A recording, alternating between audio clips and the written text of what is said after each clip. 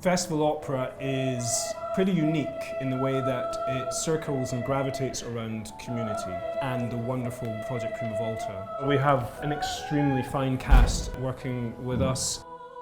So there's some really fine youngsters with raw talent that Jose, Anna, Sarah, everybody at Festival Opera really focuses on trying to nurture.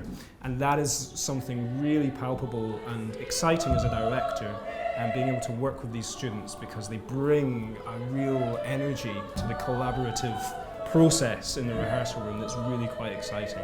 The atmosphere is electrifying because the person that has done it for a long time, I find it refreshing to be sharing the stage with someone that is actually being affected in a good sense. I mean, these kids learn so much from the professionals, but on the flip side, these professionals learn so much working with these fantastic performers, so there's a lot of give and take on both sides. It's a unique opportunity to see an opera that combines professional performers and amateur performers and some of the most exciting young talent that I have personally ever experienced in my time working in the profession.